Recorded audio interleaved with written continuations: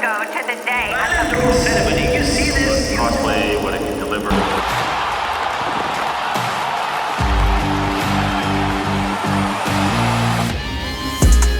EA Sports just went from announcing their first NCAA video game in almost a decade to getting sued for millions of dollars, all but ending their most anticipated game ever. But how did we get here, and where did it all go wrong for NCAA 24? Hi, I'm Tyler Webb, and today we'll be looking at the rise and fall of college football video games, and why a revival seems less and less likely every single day. But to get a better picture of why NCAA 24 is turning into a nightmare, we need to start at the beginning. And by the beginning, I mean all the way back to 1993. It was then that the college sports world was flipped on its head with the release of 1993's Bill Walsh College Football. This game was fans' first taste at a college football video game, but make no mistake, the game wasn't perfect. In fact, it only featured 24 different teams. And instead of using actual teams and players, teams were replaced with generic city names and featured nameless players. For example, Florida State was named Tallahassee. But none of that mattered to die-hard fans. They were happy to play with teams that somewhat resembled their favorite schools. That being said, the video game improved significantly over time.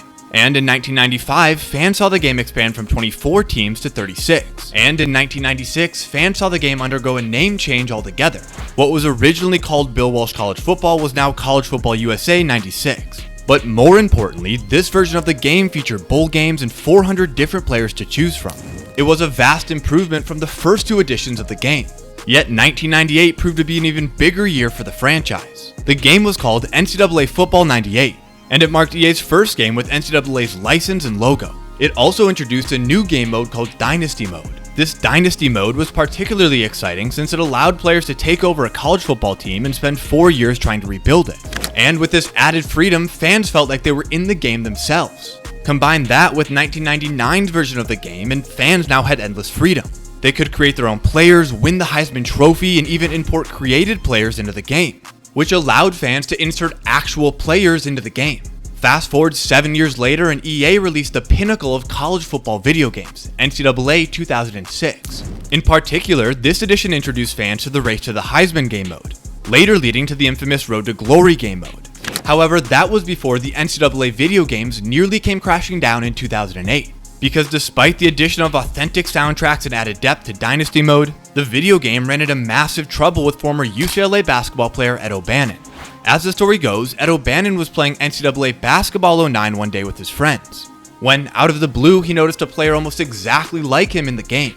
Like O'Bannon, the player was part of UCLA's 1995 championship team, and he had the same hairstyle, weight, height, and jersey number. In other words, this wasn't a mere coincidence. The video game was using his name, image, and likeness without paying him a single penny. So naturally, O'Bannon took action and filed a lawsuit against the NCAA, claiming there were violations of the Sherman Antitrust Act. Furthermore, he claimed he was deprived of his right to publicity.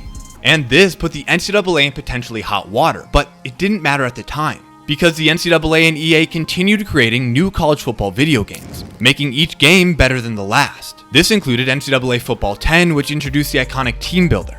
Now, this Team Builder was a website allowing fans to design their own team and create their custom campus. This allowed Division II and III players to insert their respective schools into the game. Subsequently, NCAA video games continued to thrive over the next few years. However, that was before the conclusion of the O'Bannon lawsuit. And on August 8, 2014, the court ruled in favor of O'Bannon, forcing college players to be compensated for their name, image, and likeness. Consequently, the NCAA agreed to pay a $40 million settlement. And this left the NCAA with two options. They could either A, agree to pay the players and continue making video games with EA, or B, they could opt to not pay their players, effectively ending all college football video games. And as you can probably guess, the NCAA opted for the latter. But EA Sports wasn't about to lose one of their most successful games. In fact, they were willing to pay the players out of their own pockets to keep it going. As long as fans wanted the game, they would take the hit. But once again, the NCAA crashed the party and refused to let EA pay the players. This inevitably meant that NCAA 14 would be fans' final taste of a college football video game, which is why today you still have to pay at least $70 to get your hands on one. As a result, fans were livid with Ed O'Bannon for ruining a thriving video game franchise. But in reality, the NCAA was really the one to blame. This lawsuit showed the NCAA was a backwards run corporation that would rather exploit players than fairly compensate them. But sometimes the best way to grieve isn't to blame the game, instead it's better to wait it out and see what happens. Which brings us to the present day, where the NCAA is closer than ever to releasing its first video game since NCAA 14. Because in 2022, the NCAA officially announced the return of the game in the summer of 2024. Now, as you can probably already guess, there's a lot to unpack here. But most importantly, what changed between 2014 and now? Well, the short answer is a lot.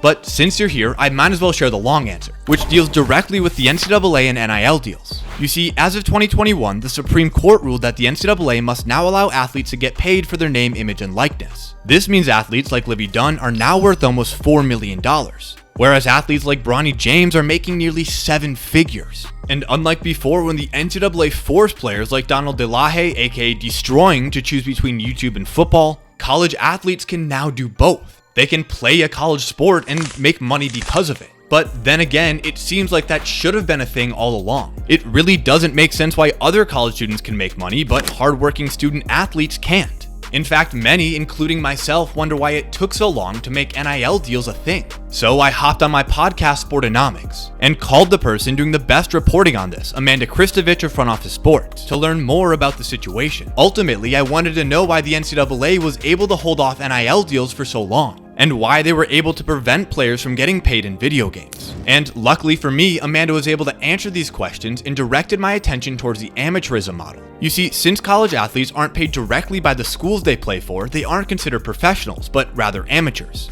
This means they're not allowed to form a union like other professional sports leagues, which hurts their collective bargaining power. And while in the age of NIL, group licensing is still technically possible, it's a lot harder than other professional leagues like the NFL, NBA, and MLB. Because contrary to professional leagues, group licensing must be facilitated by a third-party group in college athletics. And this makes it a lot harder to facilitate deals with everyone, since the players need third parties and outside sources to make stuff happen, which results in the NCAA still having a lot of control over these players. But that's when companies like the Brander Group or One Team Partners stepped in with hopes to put an end to the NCAA's monopoly of representing athletes. They claim that their companies could negotiate deals and represent athletes. And in return, this means that college athletes can start collectively negotiating with larger brands for things like video games and jerseys. But while companies like the Brander Group and One Team Partners claim they're looking out for the best interest of the athletes, making a college football video game isn't as simple as you might think. That's because, unlike the NFL or NBA player unions, these companies don't represent all of the athletes collectively. This means it's up to each individual college football player to make their own decision about being in NCAA 24, which has caused some serious controversy because EA is reportedly only offering each Division I college football player a flat rate of $500 to be in the game. In other words, this means that everyone from Caleb Williams to Iowa's punter will receive the same amount of money. And if you have 2 brain cells to rub together, it doesn't take long to see what's wrong with this model,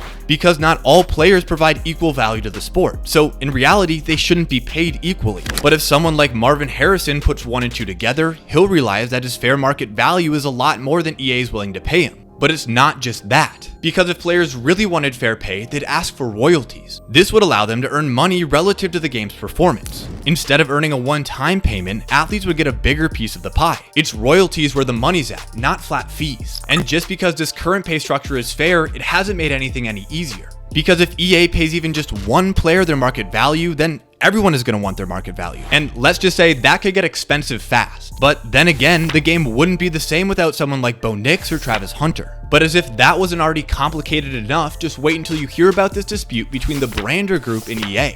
See, initially, EA Sports teamed up with the Brander Group to contact players and be responsible for getting everyone paid. But since then, EA and the Brander Group haven't seen eye to eye, with the Brander Group wanting a piece of the pie and EA sticking to their guns. So on May 23rd, EA went in a different direction.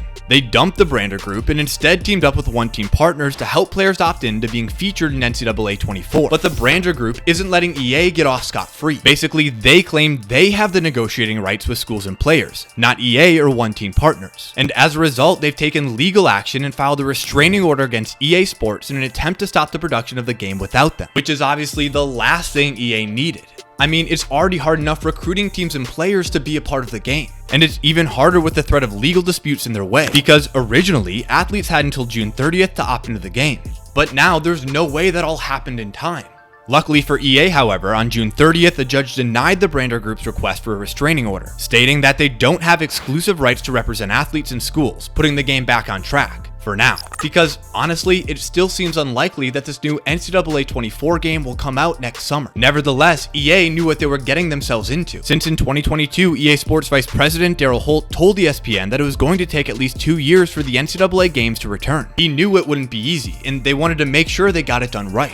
But now, Holt's 2-year timeline is quickly approaching, and EA keeps running into more and more headaches. I wouldn't be surprised if it takes at least another year until we get another NCAA video game. Or worse yet, could these complications with paying athletes scare EA off completely? After all, it would be very easy for them to just say screw it and abandon the project altogether. Either way, it's only going to get harder from here. Which brings us to the harsh reality of today's society. Everyone wants a piece of the pie. Because, let's face it, isn't this what the drama has really been about? First, it was the NCAA trying to prevent its athletes from getting paid by EA, even going as far as putting an end to one of the most popular sports video games of all time to avoid letting athletes make money off their name, image, and likeness. And now it's these group licensing companies like the Brander Group and One Team Partners trying to get in between EA and the athletes to take a piece of the pie for themselves. It seems like everyone is so worried about putting a penny in their pocket that they forget who's actually getting screwed over here, the athletes. Because at the end of the day, if they were allowed to negotiate for themselves just like every other sports league allows their players to do, none of this would be an issue. But at every turn, someone is trying to wedge themselves between the athletes and the money, which means they don't get paid as much and we might never see another NCAA college football video game again. If you enjoyed today's video, hit that subscribe button and let me know in the comment section when you think this game is actually coming out. And if you want to see more videos like this, just click one on the screen. Until then, I'm Tyler Webb. I'll see you guys in the next one.